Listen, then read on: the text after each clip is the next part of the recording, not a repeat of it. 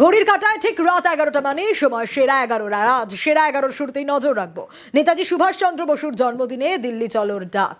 কেন্দ্রের বিরুদ্ধে সুর চড়িয়ে দিল্লি চলোর ডাক দিলেন মমতা বন্দ্যোপাধ্যায়। আরেকবার উঠুক স্লোগান, চলো দিল্লি চলো, এবং এই দানবতাকে সরিয়ে দিয়ে মানবিকতাকে প্রতিষ্ঠা করো। নেতাজি সুভাষচন্দ্র বসুর জন্মজয়ন্তী, রেড রোডের সুভাষ স্মরণ। শুক্রবার সেই মঞ্চ থেকে কেন্দ্রের বিরুদ্ধে মমতা বন্দ্যোপাধ্যায়ের সুর সপ্তমে। সুভাষচন্দ্র বোসের জন্মদিনে শ্রদ্ধার্ঘ্য জানান। সুভাষজিরা মরে না, যারা বীরপুরুষ হয়, যারা মহামানব হয়, তারা চিরকাল আমাদের হৃদয়ে বিরাজ করে। তাদের দিক নির্দেশের কথা বলেই বলছি, আরেকবার উঠুক স্লোগান, চলো দিল্লি চলো, এবং এই দানবতাকে সরিয়ে দিয়ে মানবিকতাকে প্রতিষ্ঠা করো। স্বাধীনতার যে স্বপ্ন নেতাজি সুভাষচন্দ্র বোস, গান্ধীজি থেকে শুরু করে কবির ভাষায় রবীন্দ্রনাথ ঠাকুর, কখনো নজরুল ইসলাম, কখনো সংবিধান রচয়িতা কমিটির চেয়ারম্যান বাবা সাহেব আম্বেদকর, যারা স্বপ্ন দেখেছিলেন, আজকে তাদের স্বপ্ন ভেঙে টুকরো টুকরো হয়ে যাচ্ছে। নিজেদের ইতিহাস চাপিয়ে দেওয়া হচ্ছে, যার সাথে দেশের ইতিহাসের কোনো সম্পর্ক নেই। পদে পদে সেই সংবিধানকে লাঞ্ছিত করা হচ্ছে। নেতাজি সুভাষচন্দ্র বোস প্ল্যানিং কমিশন তৈরি করেছিলেন, আজকে সেটা তুলে দেওয়া হয়েছে জেনে বুঝে। আমরা লক্ষ্য রাখছি ভারতবর্ষের ইতিহাসকে গুলিয়ে দেওয়ার চেষ্টা হচ্ছে, ভারতবর্ষের মনীষীদের অসম্মান করা হচ্ছে। সে মহাত্মা গান্ধীজি হোক, বিশ্বকবি রবীন্দ্রনাথ ঠাকুরই হোক, নেতাজি সুভাষচন্দ্র বোসই হোক, বাবা সাহেব আম্বেদকরই হোক, ঈশ্বরচন্দ্র বিদ্যাসাগরই হোক, রাজা রামমোহন রায় হোক, একটা অসম্মান, একটা অসহিষ্ণুতা, একটা অরুচিকর কথাবার্তা, ভাষার প্রতি অসম্মান। বাংলা কি সব মেনে নেবে? দেশের স্বাধীনতা সংগ্রামীরা কি সব মেনে নেবেন? না সাধারণ মানুষ এই অসম্মানের বিরুদ্ধে জোট বাঁধবেন, তৈরি হবেন। সুভাষজির যে স্বপ্ন ছিল দেশ স্বাধীন করার জন্য, দিল্লি চলো, যে চক্রান্ত নগরী এখন সারাক্ষণ চক্রান্ত করে বেড়ায় বাংলার বিরুদ্ধে, তার বিরুদ্ধে আমরা একমত হব, সহমত হব, ঐক্যবদ্ধ হব, সম্প্রীতি রক্ষা করব, সংহতি রক্ষা করব, ভাষার অস্মিতা রক্ষা করব, মানুষের সম্মান রক্ষা করব। সুভাষচন্দ্র বসুকে শ্রদ্ধা জানিয়ে এদিন সোশ্যাল মিডিয়াতেও পোস্ট করেন মমতা বন্দ্যোপাধ্যায়।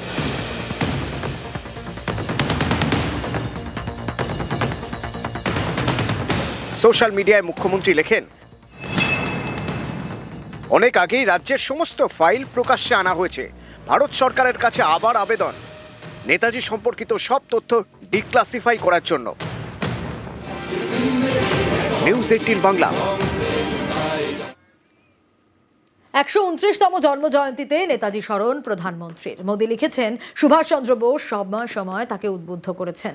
নেতাজির জন্মদিনকে পরাক্রম দিবস ঘোষণা থেকে ইন্ডিয়া গেটের সামনে মূর্তি স্থাপন, সুভাষ বন্দনায় কেন্দ্রের উদ্যোগের কথা উল্লেখ এক্সপোস্টে। এই প্রসঙ্গে গুজরাটের মুখ্যমন্ত্রী থাকাকালীন 2009 সালে ই গ্রাম বিশ্বগ্রাম প্রকল্পের সূচনার কথা লিখেছেন সোশ্যাল মিডিয়ায়। নেতাজির জন্মজয়ন্তীতে গুজরাটের হরিপুরা থেকে প্রকল্পের সূচনা হয়। आजादी के बाद अंडमान निकोबार द्वीप समूह के गौरवशाली इतिहास को सहेजा जाना चाहिए था, लेकिन उस दौर में सत्ता में पहुंचे लोगों के भीतर एक असुरक्षा की भावना थी। वो आजादी का श्रेय केवल एक परिवार तक सीमित रखना चाहते थे। अंडमान निकोबार को भी गुलामी की पहचान से जुड़ा रहने दिया गया। हमने इतिहास के इस अन्याय को खत्म किया। पोर्ट ब्लेयर आज श्री विजयपुरम बन चुका है। ये नया नाम नेताजी की विजय की याद दिलाती है। दूसरे अन्य द्वीपों के नाम भी स्वराज द्वीप, शहीद द्वीप और सुभाष द्वीप रखे गए। नेताजी के इस विजन से आज की पीढ़ी को परिचित कराना हम सभी का दायित्व है, और मुझे खुशी है कि हमारी सरकार इस दायित्व को बखूबी निभा रही है।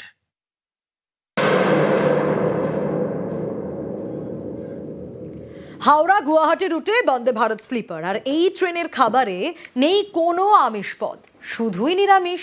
আর এ নিয়ে ভোটের বঙ্গে জোর বিতর্ক।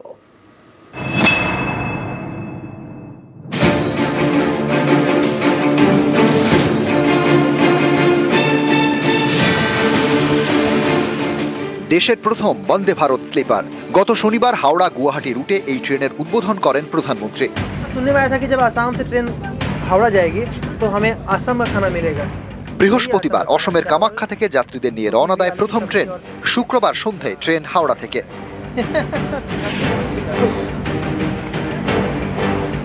বন্দে ভারত স্লিপারের যাত্রা শুরুতেই বিতর্ক, কারণ এই ট্রেনের মেনুতে নেই কোনো আমিষ পদ, সবই নিরামিষ।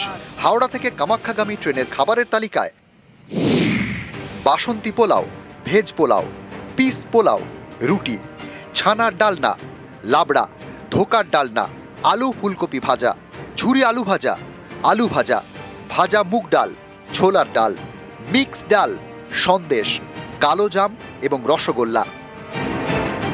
গুয়াহাটির কামাখ্যা থেকে হাওড়ামুখী ট্রেনের মেনুতে জোহা রাইস, জিরা পোলাও, রুটি, মটর পনির, লাবড়া, মিক্সড ভেজিটেবল, আলু বিনস ভাজা, আলু ঢ্যাঁড়স ভাজা, আলু পনির, মতিমোহর ডাল, মুসুর ডাল, মুগ ডাল, নারকেল বরফি, লালমোহন এবং রসগোল্লা।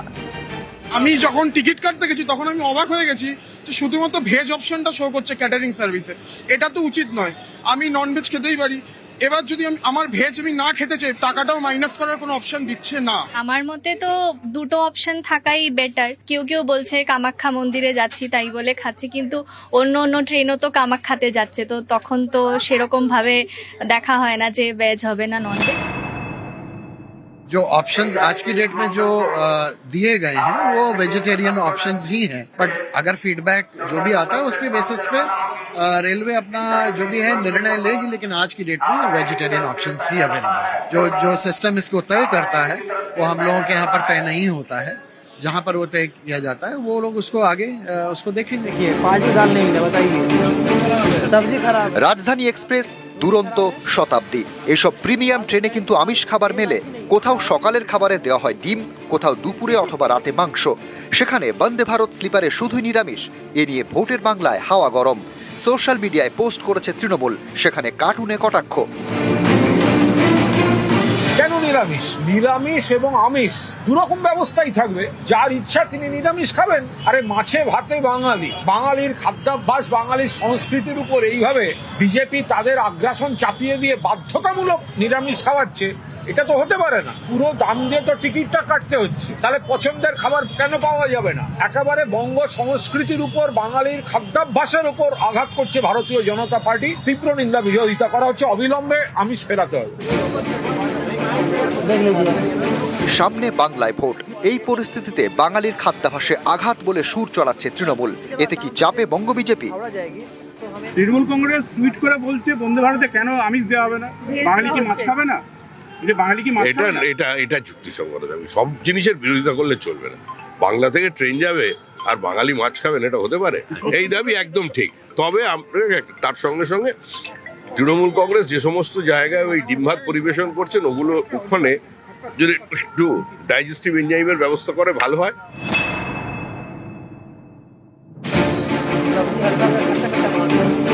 পূর্ব উত্তর পূর্ব সীমান্ত রেল জানিয়েছে, ট্রেনে খাবারের বিষয়টি রেল দেখে না। প্রিমিয়াম ট্রেনের ক্যাটারিং ব্যবস্থা দেখে আইআরসিটিসি। তারা যে মেনু ঠিক করেছে সেটাই পরিবেশন করা হয়। আইআরসিটিসির দাবি, স্থানীয় খাবারে জোর দেওয়া হচ্ছে। রেল বোর্ড যা সিদ্ধান্ত নিয়েছে তাই পরিবেশন করা হচ্ছে। তাহলে দায়টা কার? এ নিয়ে একদিকে চলছে বল ঠেলাঠেলি, আরেকদিকে গরম রাজনীতি। Third class news 18 Bangla.